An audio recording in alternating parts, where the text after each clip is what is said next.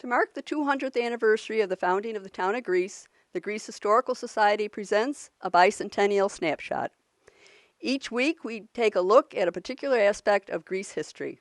Today we begin a two-part look at cobblestone houses. When the melting, mile-thick glaciers of the Ice Age receded north thousands of years ago, they left behind a magnificent gift, as one writer called it, 5 fantastic freshwater seas collectively known today as the Great Lakes, including our Lake Ontario. As we discussed in previous snapshots, it also left us with 2 natural ridges, today Ridge Road and Ridgeway Avenue. But that wasn't all. Hundreds of thousands of cobblestones, fieldstones, and gravel pits were deposited in the glacier's melting wake.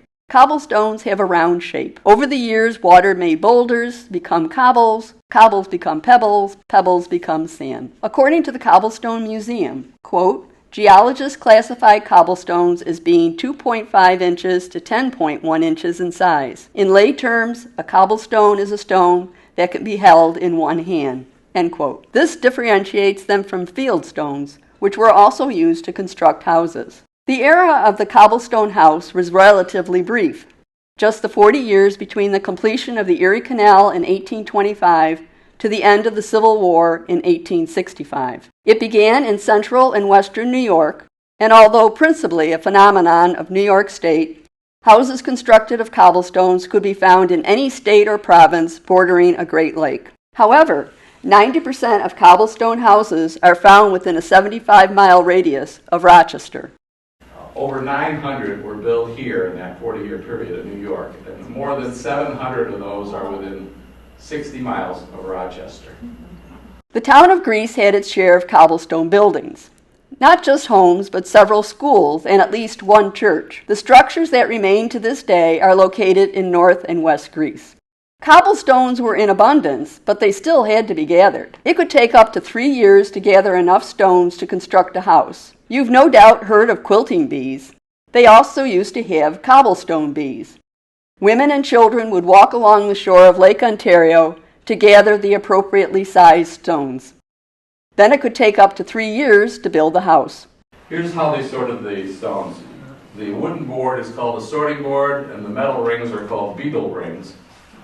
So the family unit would use these to sort the stones into piles of similar stones, sizes, and colors so that you could make even rows of cobblestones. You needed the even rows so that your mortar would be nice and tight, it wouldn't be jagged, it wouldn't be rising and lowering, and creating a situation where water could get in between the stones. As stated earlier, cobblestones are not the same as fieldstones. Fieldstones, as the name implies, were flat, multi-shaped ground stones that were often plowed up by farmers as they cleared fields for planting. Fieldstones were used to construct this house on Long Pond Road on the grounds of Unity Hospital today. Here is a close-up of the house. One can see that the stones are flat and arranged randomly. Here is a close-up look at the cobblestone structure from a long-abandoned house on Ridge Road near Clarkson. Notice that the cobbles are arranged in straight rows and protrude slightly from the wall. Nevertheless, it was quite common that a back wall of a cobblestone house was constructed using fieldstones. Interestingly, there were 3 distinct periods during the cobblestone era. 3 different periods. We had the early period, 1825 to 1835. It was characterized by very basic structures, usually pretty small, and they were utilitarian in nature. They were basically homes or small churches or small schools.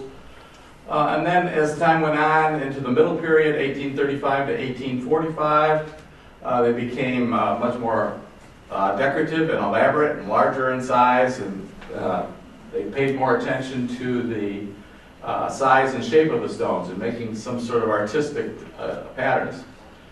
In the late period, 1845 to just before the Civil War, they were very, very artistic. And if you travel Ridge Road these days, you'll see some that are just amazing in terms of the beauty of the construction. And architectural historians can date a home by the arrangement of the stones used to build it. You may ask, why didn't they use brick? As one writer explained, in the early days of the western New York frontier, bricks were costly to transport. To make them locally was also costly, since clay had to be procured and molded kilns had to be built, etc. The farmers and masons used the material they had readily available, and that material did not require painting or maintenance, and most important, was fireproof and weatherproof. The majority of cobblestone structures were residences or outbuildings of homes, but the school for District 9 on Long Pond Road was constructed of cobblestone. Between 1841 and 1867, the Greece Methodist Church used the former school as its place of worship. The old Cobblestone house was torn down in 1917 and replaced with a larger wooden school building. In 1844, John Putnam, a sawmill operator on English Road, erected this building at 3194 Latta Road for the First Christian Church of Greece.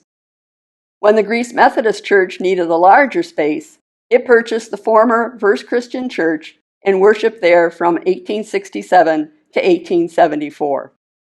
Still later, Gus Holler used it for his blacksmith and carriage shop. This building was torn down around 1950. Sadly, the number of cobblestone homes in Greece is dwindling. Until recently, there were 4 homes and a smokehouse.